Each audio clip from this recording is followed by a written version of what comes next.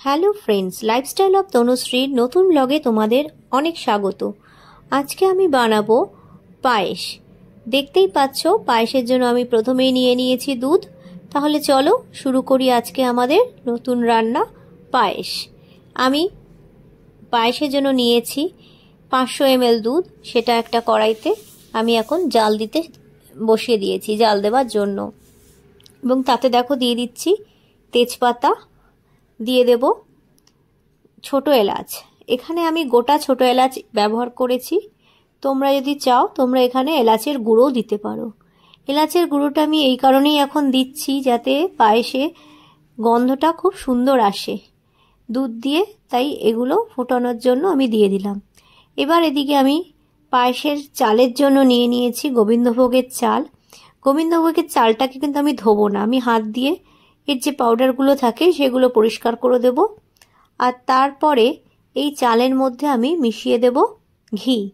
ঘি দিয়ে চালটাকে আমি খুব ভালো করে মেখে নেব। বন্ধুরা, আমার এই চ্যানেল যদি তোমাদের ভালো লেগে থাকে তাহলে সাবস্ক্রাইব করে আমাদের পাশে থেকো, লাইক করো, কমেন্ট করো আর শেয়ার করো। আর বন্ধুরা, পাশে থাকা বেল আইকনটা কিন্তু প্রেস করতে ভুলো না, তাহলে আমার সমস্ত নতুন নতুন রান্নার নোটিফিকেশনগুলো তোমরা জানতে পারবে। দেখতেই পাচ্ছ আমি ঘি দিয়ে সুন্দর করে চালটাকে ভালো করে চামচের সাহায্যে মেখে নিচ্ছি।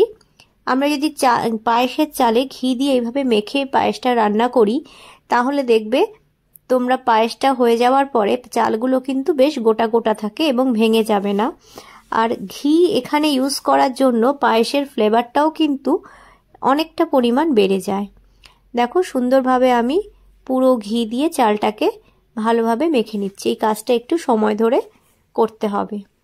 আর এদিকে দেখো আমি নিয়ে নিয়েছি কাজু বাদাম, কিশমিশ। এগুলো আমি পায়েসে দেব। কাজু বাদাম আর কিশমিশগুলো আমি কিন্তু ঘিয়ে ভেজে দেব। আর তার সাথে অবশ্যই লাগবে, যেহেতু শীতকাল তাই জন্য নতুন গুড়ের পাটালি। পাটালি দিয়ে পায়েস করলে কিন্তু পায়েসের রং যেমন সুন্দর আসে শীতকালে, তার স্বাদটাও কিন্তু অপূর্ব লাগে। দেখতেই পাচ্ছ আমার একদিকে দুধ জাল হচ্ছে, আর একটা কড়াইতে আমি গরম করতে বসিয়ে দিয়েছি কড়াইটা, এবং গ্যাস জেলে তাতে আমি দিয়ে দেব পরিমাণ মতো ঘি। এবং ওই ঘি দিয়ে কিন্তু আমি কাজু কিশমিশগুলোকে ভাজা ভাজা করে নেব। দেখো আমি গ্যাসটা জ্বালিয়ে দিয়েছি এবং কড়াইটা গরম হতে দিয়েছি। আর বন্ধুরা, আমি কিন্তু এখানে ব্যবহার করেছি নলিনী চন্দ্র দাস অ্যান্ড সন্সের পাটালি। ওদের পাটালিটা কিন্তু সত্যি খেতে খুব ভালো হয় এবং স্বাদও খুব সুন্দর হয়। আর এই পাটালিটা কিন্তু দুধ কেটে যায় না। অনেক সময় আমরা যদি দুধের মধ্যে পাটালিটা দিই দুধটার ছানা কেটে যায়, কিন্তু এদের পাটালির এই একটাই বৈশিষ্ট্য, তুমি দুধে দিলে কখনোই দেখবে এই পাটালিতে দুধটা ছানা কেটে যাবে না। আচ্ছা, কথা বলতে বলতে আমি দিয়ে দিয়েছি কড়াইয়ের মধ্যে ঘি গরম করতে। দেখো ঘিয়ের থেকে যখন গরম হয়ে গেছে, বেশ ধোঁয়া উঠতে শুরু করেছে, এই পর্যায়ে আমি দিয়ে দেব কিশমিশ আর কাজুগুলো। কাজু আর কিশমিশ দিয়ে খুব ভালো করে আমি ভেজে নেব, একটু লাল লাল করে। ঘিতে কাজু কিশমিশ ভাজার ফলে কিন্তু পায়েসের স্বাদ এবং গন্ধ দুটোই অনেকটা বেড়ে যায়। তাই তোমরা সব সময় চেষ্টা করবে কাজু কিশমিশগুলো একটু ঘিতে ভেজে নিতে, এতে স্বাদ আর গন্ধ দুটোই খুব সুন্দর আসে। দেখতেই পাচ্ছ সুন্দর করে কাজু কিশমিশ ভেজে নেওয়া হচ্ছে। দেখো একটু লাল লাল করে আমি কাজু কিশমিশগুলোকে ভেজে নিচ্ছি। এবং এই কাজু কিশমিশ যখন তোমরা ভাজবে একটা অপূর্ব সুন্দর গন্ধ পাবে। দিকে দুধটা ফুটে উঠেছে, দেখতে পাচ্ছ সুন্দর করে দুধ ফুটে উঠেছে এবং ধোঁয়া উঠতে শুরু করেছে। দেখো এর মধ্যে আমি দিয়ে দেব আগে থেকে ঘি দিয়ে মেখে রাখা চালগুলো। দেখো আমি দিয়ে দিচ্ছি ঘি দিয়ে মেখে রাখা চাল। এবার দিয়ে ভালো করে সেটা দুধের সাথে নাড়িয়ে দিতে হবে। এবার এইদিকে আমার কাজু কিশমিশ ভাজা প্রায় কমপ্লিট হয়ে গেছে। দেখো কি সুন্দর রং এসছে। এবার এখানে একটা ট্রিক্স দিয়ে দিই তোমাদের। দুধের পায়েস করার জন্য কিন্তু আমি এখানে নিয়ে নিয়েছি সামান্য পরিমাণ গুঁড়ো দুধ। প্রায় এখানে 2 চামচের মতো গুঁড়ো দুধ আছে। এবার এখানে এটা ঈষদুষ্ণ জল দিয়ে আমি এই গুঁড়ো দুধটাকে খুব ভালো করে ফেটিয়ে নেব, যেন কোনো লাম্পস না থাকে বা কোনো দানা না থাকে। একদম প্লেন করে খুব ভালো করে দুধটাকে মিশিয়ে নিতে হবে। দেখতে পাচ্ছ দুধটাকে আমি মিশিয়ে দিচ্ছি, গুঁড়ো দুধটাকে সুন্দর করে চামচের সাহায্যে, যেন একদম কোনো দানা থাকবে না। দেখো দুধটাকে আমি সুন্দর করে মিশিয়ে নিয়েছি, কোনো দানা নেই। এই অবস্থায় দুধটাকে ভালো করে নেড়ে মিশিয়ে নিতে হবে। দেখো আমাদের চাল কিন্তু প্রায় ফুটে উঠেছে দুধের মধ্যে, চালগুলো দেখতে পাচ্ছ, এবং অনেকটা সেদ্ধ হয়ে এসছে। এই পরিস্থিতিতে এই রকম পর্যায়ে আমি এখানে দিয়ে দেব সামান্য পরিমাণ চিনি গুঁড়ো। যদিও আমি এটা গুড়ের পায়েস করছি, কিন্তু তাও সামান্য পরিমাণ চিনি গুঁড়ো দিলে পায়েসের স্বাদটা কিন্তু ভালো হয়। দেখতেই পাচ্ছ আমি এখানে সামান্য পরিমাণ চিনি গুঁড়ো দিয়ে দিলাম পায়েসের মধ্যে। পায়েসটা ফুটছে এবং অপূর্ব সুন্দর গন্ধ বেরিয়েছে।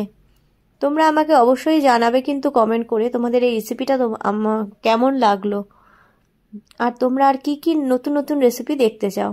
আচ্ছা, এর মধ্যে আমি এখন দেখো কথা বলতে বলতে দিয়ে দিয়েছি কাজু বাদাম আর কিশমিশ, ঘিয়ে ভাজা যেগুলো রেখেছিলাম সেগুলো দিয়ে দিচ্ছি। দিয়ে সুন্দরভাবে একটু নেড়ে চেড়ে দিচ্ছি।